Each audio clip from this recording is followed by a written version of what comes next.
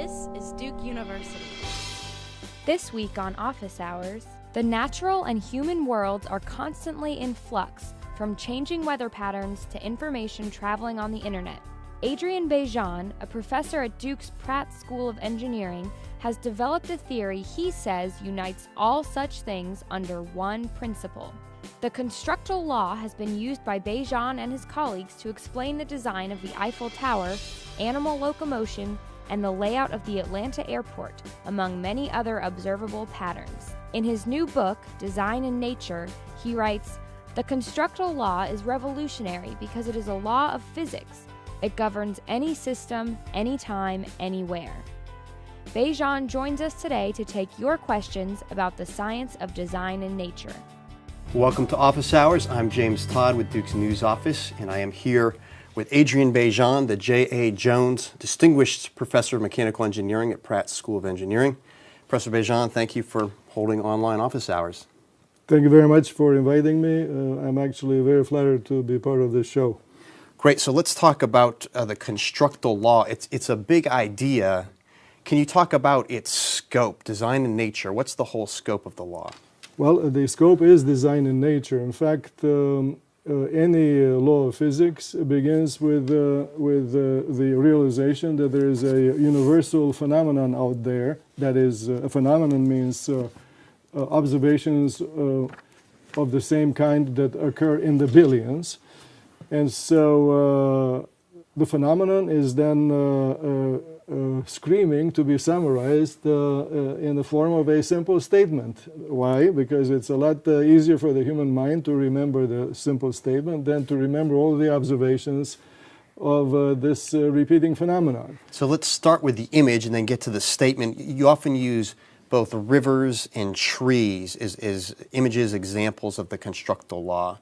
Can you talk us through? We've got an image of the Mississippi River Basin, for example. Correct. So that is the beginning of the aha, meaning the realization that there is a phenomenon, the river basin, the botanical tree, the lightning, the human lung. These are images that look the same. They are tree-shaped, yet they don't care about what flows. Some are inanimate and huge, others are animate and much smaller.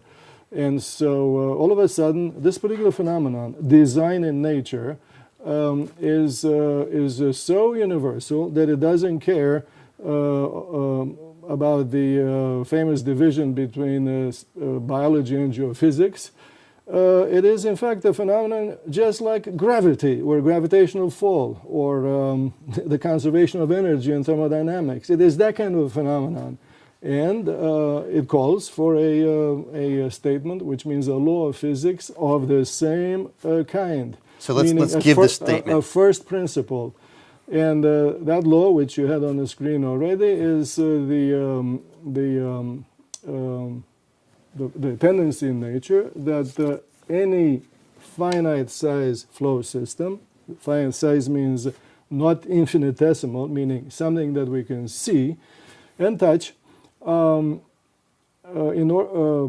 order to persist in time, which means to live, must evolve, it must morph, it must contort itself in order to flow more and more easily for greater and greater access over time.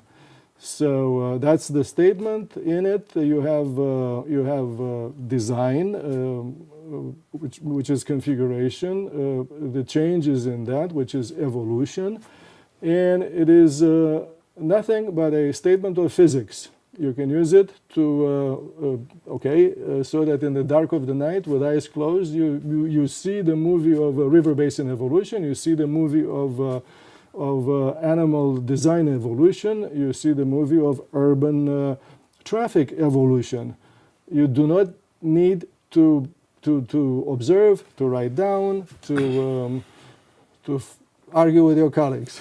So let's take you've the river example, again, I think that one's fairly intuitive. Water's flowing, and the configuration are the river beds, right? So what does the Constructal Law say about rivers and their patterns? How do you analyze them? You heard the law. It says that in big history, this huge flow system, which actually connects a whole area with one point. The area is, in the case of the Mississippi, essentially 1/3 of the United States connected to one point, which is the Mississippi Delta, the mouth of it. This flow has been evolving to flow more and more easily, or to flow better. By the way, the Constructal Law defines what better means in physics. And there are many features, not many, but there are several important features of this flow architecture that are predictable or have been predicted from the Constructal Law. One is that, first of all, the configuration should be tree-shaped. Another is that every mother channel should have, on an average, 4 daughter tributaries. 4. That's an easy number to remember.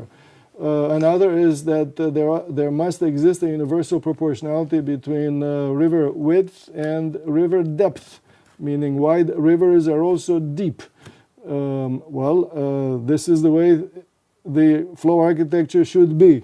And by the way, should be is the key word, where the label of a law, meaning it is really the label of the power to predict. Knowing the Constructal Law, I and my students know how things will be, because it is the law. You talk about tree-shaped, so you're saying the Constructal Law says why a tree should be tree-shaped. Mm-hmm. Well, how does it, from that sentence you just read that states the Constructal Law, how do you get a tree should be tree-shaped? No. I did not. I said the river basin, our flow architecture should be tree-shaped. An alternative would be for the river basin to be nothing but a marsh, meaning without configuration. That is a possibility, but it is an extremely slow way to flow. And in fact, that is the way to flow as soon as the first raindrops hit the ground. The ground gets wet. By the way, you see this along the line from first base, from home plate to first base during the baseball game. It's completely flat. It's been perfected. Then the rain comes. And if they don't call the game off, you actually see the river basin be born really right there on the red clay. That is where all the rivers basins come from. They come from the wet mud, which the seepage through which was replaced naturally because of this tendency called the Constructal Law. It was replaced by arborescent or tree-shaped flow architectures, each better than its predecessor. I got you. And so we've used the example of the river, but you also use the example of the tree itself, the ultimately tree-shaped object. And so again, how does the Constructal Law, from this, what you've read about a finite flow system, persistent time to live, its configuration must evolve in such a way that provides easier access to the currents that flow through it, how do you take that principle and then look at a tree and say, that's the way it should look? Well, in fact, we took the Constructal Law, and that empowered us to act as if we never saw a tree in the garden, and it empowered us to actually predict the tree from root or the roots to the canopy, all the way to the design of trees of many sizes on the forest floor. And here is how. First, in order to use the Constructal Law in a predictive manner, you, the thinker, must agree with yourself that you understand what flows. And trees don't move, so... there you go. So what flows through a tree? The tree is, famously, as you say, not walking. So, two things flow through the tree. Among many other things, we're not looking at the birds and the insects and the plagues. We're looking at two things. The first is that water flows through the tree. The tree is basically responsible for putting the water back up there where it came from. Rain comes down, water goes up. It goes up not only through evaporation from the surface of the ocean and the lakes. It really gets its way upward through this additional design, which comes, of course, from the birth of the biosphere, which is vegetation. So vegetation is a flow system for water flowing upward. And so the flow configuration it must be such that it facilitates that flow. Well, our conclusion, because we published this in the Journal of Theoretical Biology, our conclusion is that after some back-of-the-envelope pencil and paper application of invocation of the Constructal Law, the conclusion is that the vegetation architecture is very, very similar to the architecture of the river basin, except that the direction of the flow of water is the other way. Mm-hmm. So yeah, the botanical tree canopy is a lot more like the river delta.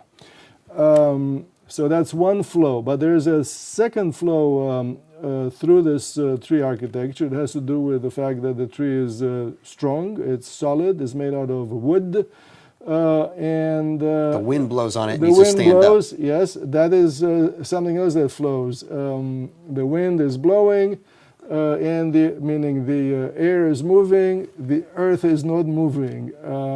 Momentum or motion flows from the mover to the not mover, to the stationary. And this flow of momentum, in other words, the fast engaging the slow, is facilitated by flow configuration. We see this in the morphology of the waves on the surface of the ocean. The waves are such that they're always oriented across or perpendicular to the direction of the wind. The abandoned ships adrift orient themselves just like the waves. The tabular icebergs south of Greenland orient themselves the same way. And guess what? The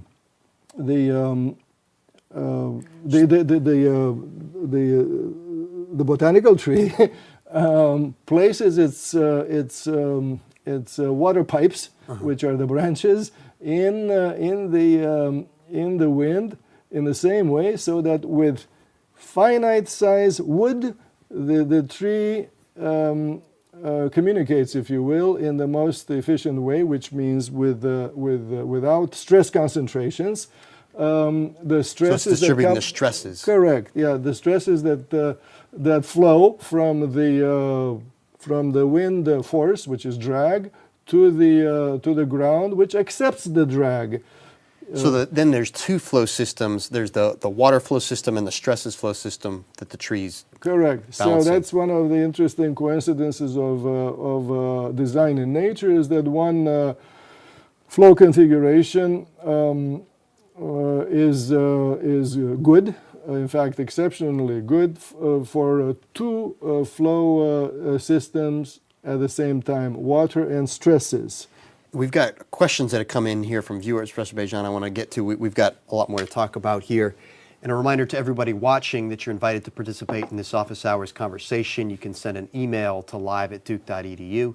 You can tweet in your question with the tag Duke Live, or post to the Duke University Facebook page. So Jim has asked, does the Constructal Law apply all the way down to the quantum level? So what's the smallest sort of flow that this principle will apply to?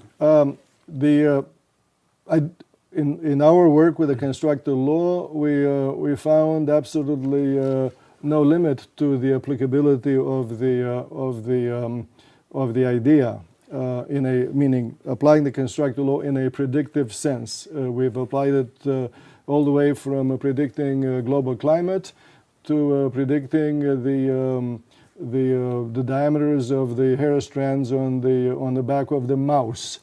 Small to big. Correct. Yeah. So just like the law of gravitational fall or the first and second laws of thermodynamics, they apply to any system anywhere And so far, there's been no published refutation of the Constructal Law.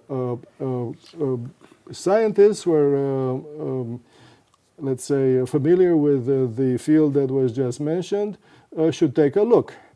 But I have to add the following observation. The Constructal Law begins with the word finite size. And I thought a great deal about this statement before I published it. And the reason is the following. Science began with geometry from the golden age of Greece and mechanics.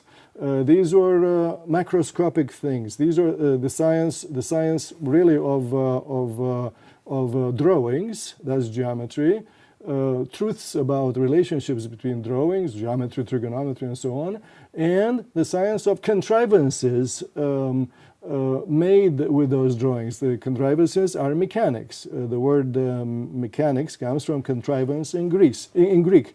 So science developed famously all the way to acquiring its laws of thermodynamics by focusing human attention on the macroscopic.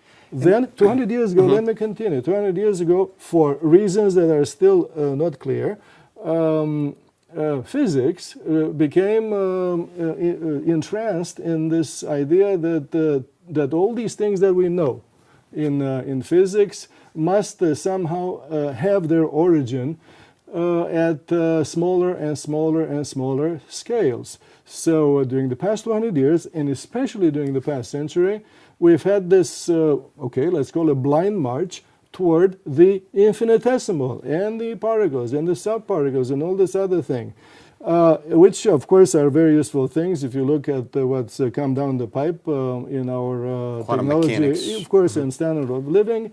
However,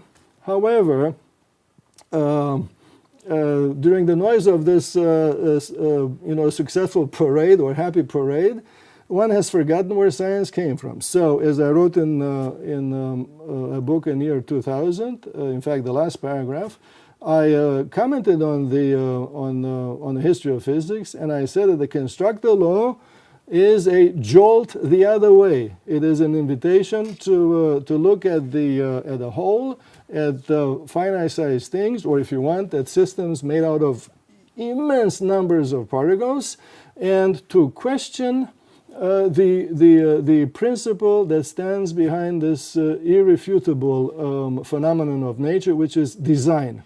And interestingly, you're saying that the design is not just to inanimate objects, water molecules flowing, and not even just to plants and animals, but to humans and what humans design and create, so buildings and cars. And if we could take the example of things that fly, it's in your book, to help us understand this. You're saying the Constructal Law is going to apply from everything from a mosquito up through birds, up through airplanes. Right. How is that? Yeah, in fact... That's counterintuitive. Then you can start to imagine how excited I was when I made the discovery that everything that flies was designed in accord with the Constructal Law. It just happened that way, because the law is an expression of a tendency in nature. I wrote this Constructal Law prediction of all flight on a whim, really, as I was finishing this book in the year 2000. The book is called Shape and Structure from Engineering to Nature, and I asked first what does it take for a brick to fly at constant speed, at constant altitude? And I answered that with great ease. In fact, it took less than half a page to predict that... So you're imagining wings on the brick, the mass of the brick. No, I'm imagining nothing. I'm just imagining a mass. You could give that mass the name that you want, okay. Insect, bird, or airplane. And but because the mass is the key feature. Correct, and then yes, and the mass, in order to proceed at constant speed unknown constant speed and constant altitude, that mass has to, I discovered, has to have a particular speed, a speed that is a particular multiple of the body mass raised to the power 1/6, and on and on. But this formula, which comes from the Constructal Law, turns out to do two things. It predicts the speeds of all the objects that are known to fly, from the housefly to the Boeing 747. But it also, for the first time, justifies the plotting of all these speeds on the same graph. This is the beauty that comes from the power of predicting with the Constructal Law. One ends up making drawings that were not made before. This, to me, as an engineer, is extremely rewarding. I'm not an entomologist. I'm not a ornithologist. I'm not anything. I'm a thermodynamicist. Yes. That's what I am. And so you talk about the proportionality there of mass to velocity with regard to flying objects. Where does the math come in for the Constructal Law? I mean, I think when people think of laws of physics, they think Newton's second law, force equals mass times acceleration, Einstein's E equals mc squared. How do you bring the math in? What are the units? I see. Okay, well, that's another misconception. What you just stated comes from the idea that in order for a truth to be correct, it must be a simple formula, a mathematical formula. Formulas are in fact shorthand for the other more laborious things, which were demonstrations with nothing more than a ruler and a compass in Greek geometry. So the formula is basically code language for saying something and saying it more compactly. It is not necessary for the truth to be spoken with one formula involving three letters, F, M, and A. Right. And that is very obvious when you look at the history of the Second Law of Thermodynamics, which essentially says that a current by itself cannot flow by itself from low to high, meaning it always has a tendency to flow from high to low. The Second Law of Thermodynamics was stated initially this way. In fact, the great vision of Sadi Carnot was that heat falls through the engine the way that water falls through the water wheel. No mathematics. No mathematics. The mathematics came a few decades later. It was invented by Clausius, who had, in order to have a formula of the kind you requested, in order to have the formula, he had to define the letters in the formula, and for that reason, Clausius defined entropy. But even after that, Clausius' formula was not an equation; it was an inequality, indicating the one-way tendency of currents in nature to flow from high to low. It is here, and I'm glad you bring up this. It is here in the discussion of the Second Law that you see what has been missing. The Second Law is Second Law of Thermodynamics is related to the Constructal Law. It is a neighbor. It is not related. There is no kinship between the two. But together they make a stronger physics, or a bigger tent under which now even more things fit. So the Second Law came, of course, from the heat engine, from the beginning of the Industrial Revolution. It came from engineering, and it came and it accounts obviously for in that era for where the efficiency of engine comes from. But the Second Law says absolutely nothing about how things should be flowing by themselves from high to low. The Constructal Law accounts for the how. It is with the acquisition of configuration, which changes in time in a particular direction, so that the configurations, now a movie of them, become better and better flowing. And again, if we give people a picture of rivers, water flowing from high to low, over time you get the pattern of the river beds. Yeah, except that we don't have that. We don't have access to that movie. Why don't we discuss the heat engine? This great vision that gave us, in fact, our hugely high standard of living today. So, heat engines in the beginning. Right. Now, because of Carnot, we know that things of heat falls from high to low through the engine and turns the wheel of the engine and makes work and power. Great. Now, with the Constructal Law, we can predict that this flowing of the heat in order to produce work had to flow through better and better configurations to flow more and more easily. Well, those better and better flow configurations are all the designs of machines that have been parading in front of us through these 2 very lucky centuries. If you never thought of that, go to a science museum. There's a great one in Paris. There's one at the University of Chicago, right next to it. Go and take a look at these blueprints, if you wish, which are no different than the screens in a movie of how machines have been evolving. In fact, their evolution, the evolution of machines, is the evolution of you and Adrian as human and machine species. So this is a big topic. We got a couple of questions to come in. You're saying that machines themselves have evolved to be more efficient, and that's correct. Okay. We've got a couple of questions that have come in, and one is by email from Ron, and he asks, your theory seems to have gotten more attention in Europe than here in the United States. Why is that? Is that true? And then maybe why? I'm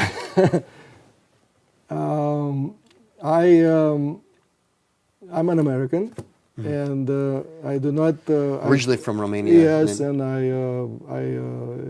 it's a story told in the book. I came here to stay, meaning I ran away basically. So that was in 1969. Why Europeans behave the way you well, by this you mean really journal editors, magazine editors, and people who give honorary degrees gravitate toward the law of physics is an interesting question. The more interesting one is why the peer group in the United States of America has been slower. And I don't know the answer, although maybe hints of it are given in the chapter called The Design of Academia. So yeah, you apply the Constructal Law to universities. Yeah, basically, I urge you to connect your question to the greater view, which is in the book and in this particular chapter. But I have to tell you that because of this book, Design in Nature, the interest from my peers here in the United States has been extremely rewarding. I am, in fact, astonished by the response, and yes, I'm astonished by what it took for this response or for this dam to break. Now, you've been trying to, you came up with the Constructal Law in 1996, so for 16 years you've been attempting to articulate it. Can you talk about that process? Have you been refining the way you explain it? Have you even sort of made some amendments to it? How, you know? I've done all those things, but one thing I discovered is that the law should not be changed. The law is the way in which I published it first in 1996. The only two words that I would add in the very beginning of the law would be given freedom, quote unquote. Without freedom to change, a flow system cannot have design. So design without freedom is absolute nonsense. Tell that to an authoritarian dean, for example, A person who doesn't give its faculty the freedom to create, well, that person will have no creativity growing under his or her wings. In terms of flow of ideas. There we go. So, okay, so given freedom, I have not been attempting anything. The Constructal Law happened. It happened through an accident, which is the way really ideas happen in the mind. That the little story is how the book begins. And ever since, I've been having a lot of fun telling everybody that I have a secret. I have a secret, and with it I can predict the future. Because after all, this is what all of us do with science, with knowledge. With knowledge, we predict our own future. We design it actually, so that we do not walk off the balcony. We don't walk into the wall. We do better things for ourselves, including these machines from 200 years ago. And so I've been having a great time. And at Duke, I've been extremely fortunate to have the freedom to do these things, and along the way to publish these things successfully in other people's journals, in biology, in physics, in social dynamics. I'm an engineer, I'm a thermodynamicist, but I was embraced by peers over the entire spectrum of science, on all the continents, I might add. So it's been a lot of fun. You write textbooks for thermodynamics, and have you begun including the Constructal Law in textbooks? Yes, I included the Constructal Law from the very beginning in my textbook, Advanced Engineering Thermodynamics. The Constructal Law was, in fact, the thickest chapter in the 1997 edition, because clearly, as the law of design in nature, the Constructal Law of physics really beefs up, it strengthens thermodynamics. By the way, thermodynamicists have been invoking the Constructal Law from the beginning with Sadi Carnot, actually, without recognizing it as a principle. Sadi Carnot, in his only publication, his memoirs, which were published after his death, spoke of what to do to a design in the future so that the design would be that of a machine that's more and more efficient. He said, avoid this, avoid this, avoid this, avoid this. If because I like to make drawings, make drawings according to avoiding these things that he mentioned, including friction and other things like that, then I end up with a movie of, in fact, predicting the evolution of machines in the 200 years that followed. So the Constructal Law should have been in physics as early as 200 years ago. And it's just now, since the last 16 years, you've been popularizing it. In describing it, you talk about design and evolve, and these words are loaded words in our culture, as you know. Can you talk about, philosophically, how does the Constructal Law relate vis-a-vis the concept of intelligent design that God made and ordered the universe? And also then, when you talk about evolve, Darwinian evolution, mutation, natural selection, how does the Constructal Law, what does it say about each of those? Well, look, I had the great advantage that I was born in a different language. Romanian is a Romance language. It is actually extremely close to Italian and to Latin, of course. It's very, very close to Latin. And in Latin, the word design really means drawing. It is a noun, and it signifies that you see, the configuration, the image, the discernible pattern in time. You call that rhythm. And so it's pretty obvious. It's not controversial. And especially as an engineer, I'm in the business of designing things. I don't see any problem with using the word. In English, unfortunately, design is also a verb. It is to to design, to make a The architect's design. to make a mental viewing, obviously in the human mind, and with it, after you construct it and attach it to, or you reach it, or you touch it, or you hold it, with it, you, the naked human, you are more powerful, bigger, live longer, and all these other things that come from possessing artifacts. And yes, if you think of design as the verb, then to design goes hand in hand with a designer. I've been a designer throughout my career. Well, okay, the Constructal Law is about the phenomenon of design in nature, which is the natural occurrence of these configurations, configurations that were acknowledged by the old Greeks when they came up with geometry. It is about nature. It is not patterns. It is about things that happen. Our science is really deep down is as clear as geometry. It is the search for the principles that stand behind the images that we see out there and in our minds. This other business, which is to design, and the designer, is something entirely different, and particularly the search for the designer. That search is much older, and it's called religion. Constructal Law is not about that. It doesn't presume a designer. My work in science is not about that. My personal politics is about only one thing, which is that of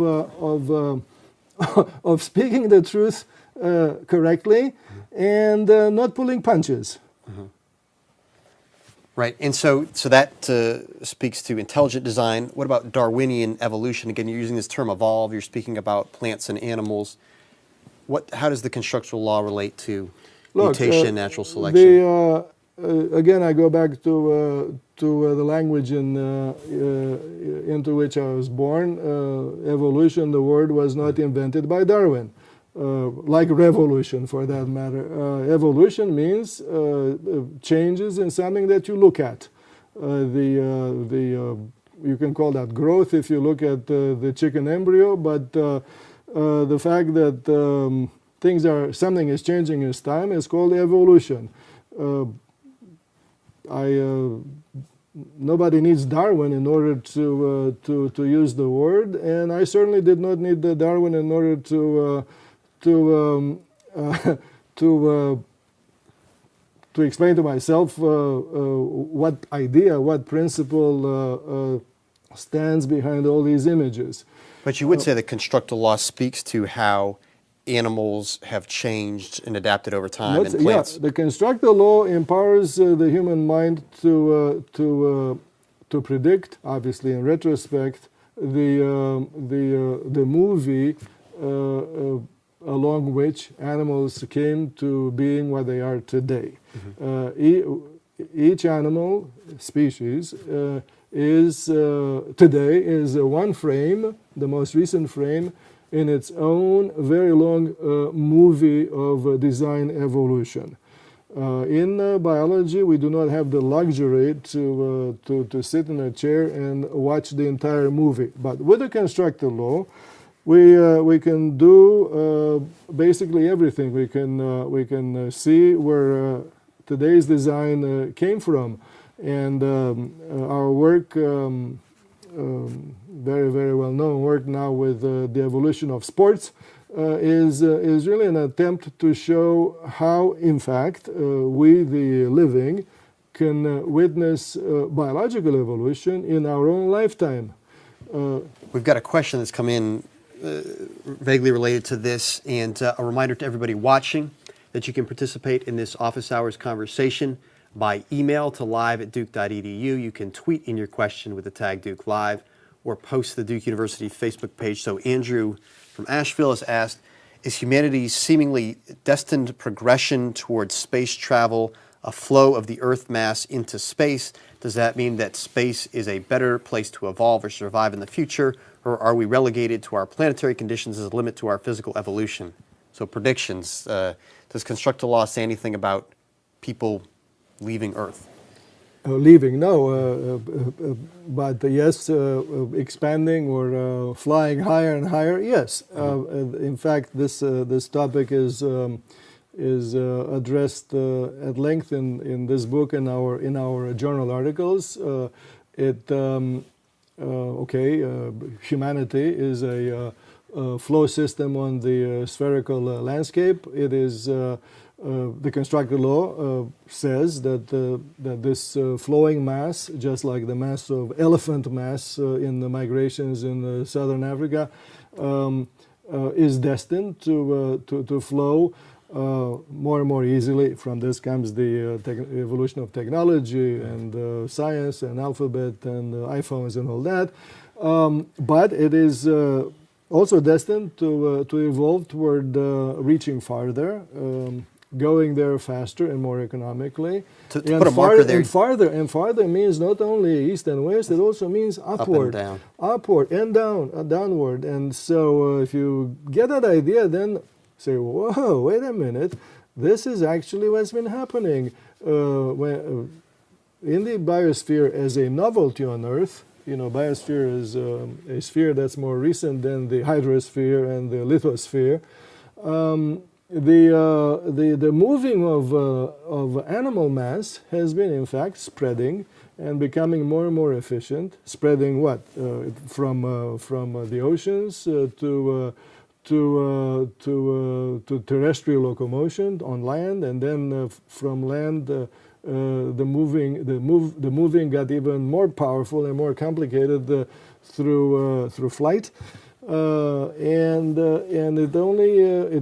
it stands to reason that this direction of evolution of movement will continue in both directions, upward into space and also downward. People are exploring more and more now the depths of the Mariana Trench and all these other places that are still unknown to us. You touched on knowledge being connected to movement. That's sort of a whole other topic to get into. We got another question that's coming in from a viewer here, and Stuart wants to know, how has your work benefited from interdisciplinary dialogue and engagement? You've had to do a lot of that, starting out in thermodynamics and then touching these many disciplines. Well, look, actually, this is a fantastic question, and it really gives the answer to other items that came up earlier. One is why there is a resonance from media in Europe, and the other one it was about why I feel very fortunate to be at Duke. In Europe, education in middle school and high school is very serious. It is multidisciplinary. The student is exposed to, I would say every week, to not only to geometry and analysis and physics and chemistry and all these other things we know about, but also to zoology, history, geography, and of course botany and biology. All these things are a part of what's known as a European education. And naturally, a book like Design in Nature, but also a principle with the reach of the Constructal Law sounds not only familiar but attractive to those who have been in fact raised the way I was raised. Now I come to Duke, and at Duke we have these people who are sociologists and philosophers of science and professors of medicine and economists. They are all around me, and they talk to me. I run into them. They live on my street. I am their patient. When I go to the Duke Hospital, look, Duke is well, it's a secret that's worth keeping. Actually, it's an oasis of intellectual freedom, and my work has benefited greatly from this great stroke of luck. Great. So I want to get to, in terms of the idea of propagating, this is something we've been talking about, and it's a big claim to say this is a law of nature. People have missed it up to now. So I think, understandably, you say in here, an irony of the Constructal Law is that it is a scientific principle that challenges scientific orthodoxy while confirming impressions of the world held by non-scientists. Right. So talk about the reception of this idea. You're saying it's a scientific law. It has big predictive explanatory power. What's your case that yes, this is a law of nature, and that people will see that over time? Well, the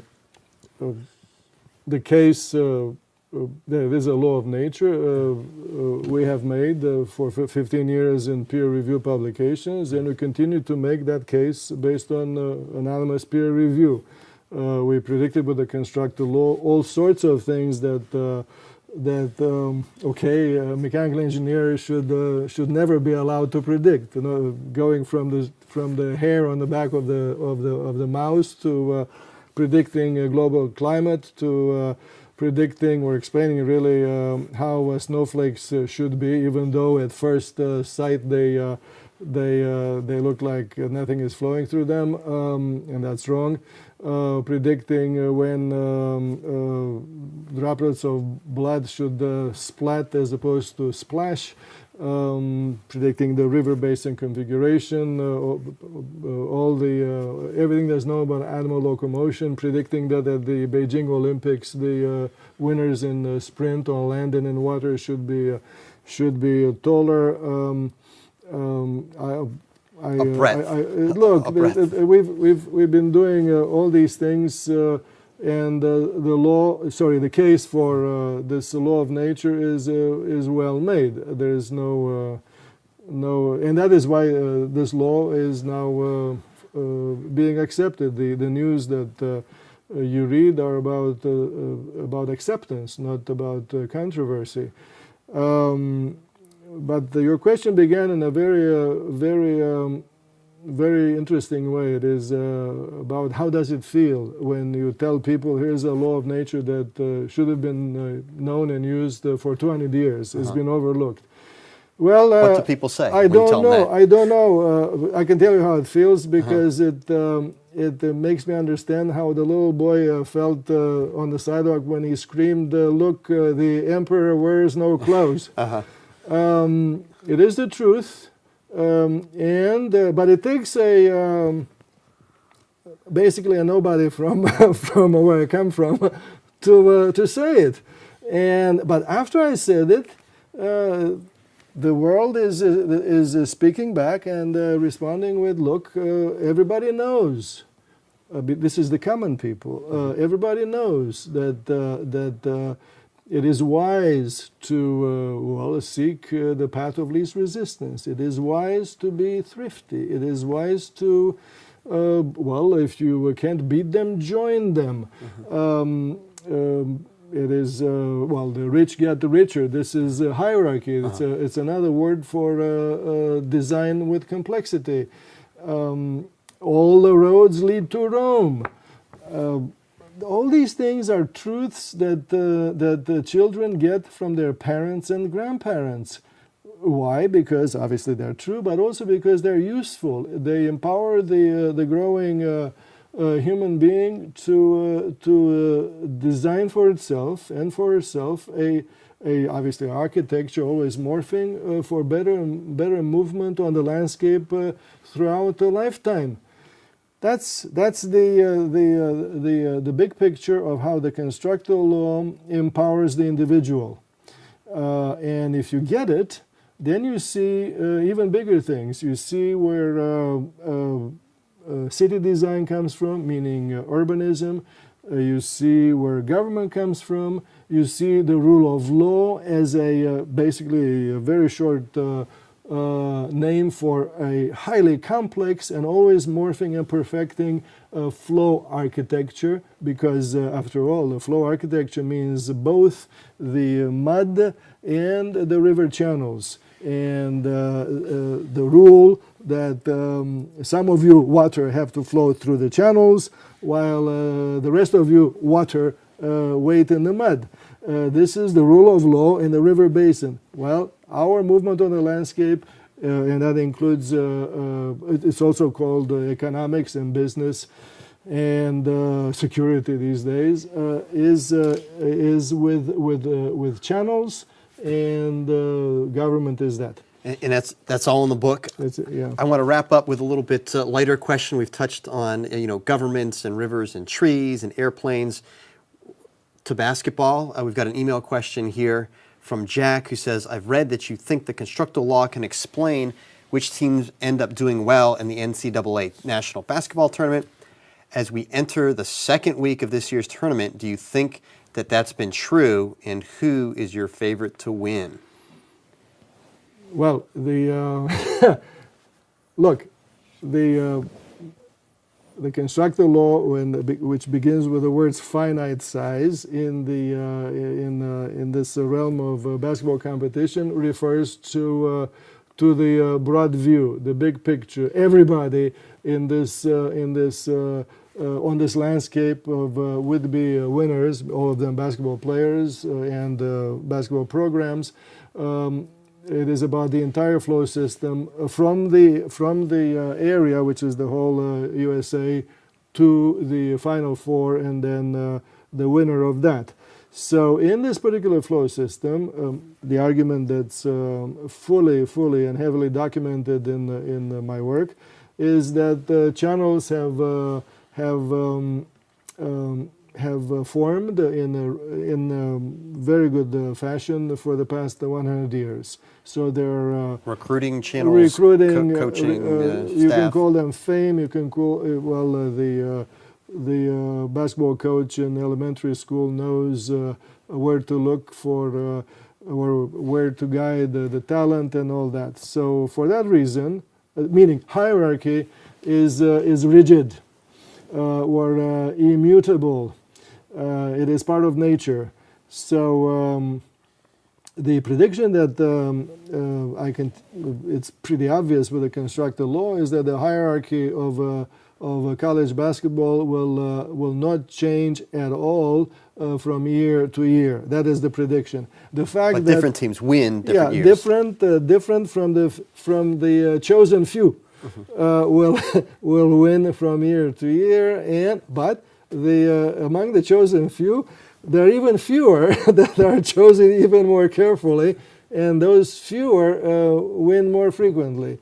So in this particular game, you can basically use my words and express your preference. But so you don't have one team to tell us, but over time, strong teams stay strong. No, but I will not be at all surprised if a perennial winner wins again.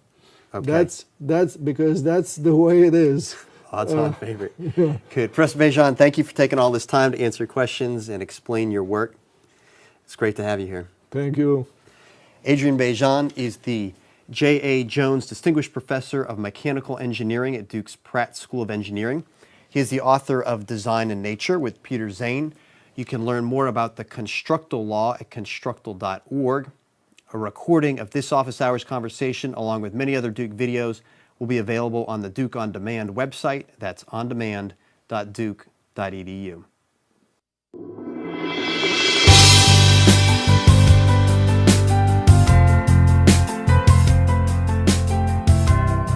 Produced by Duke University. Online at duke.edu.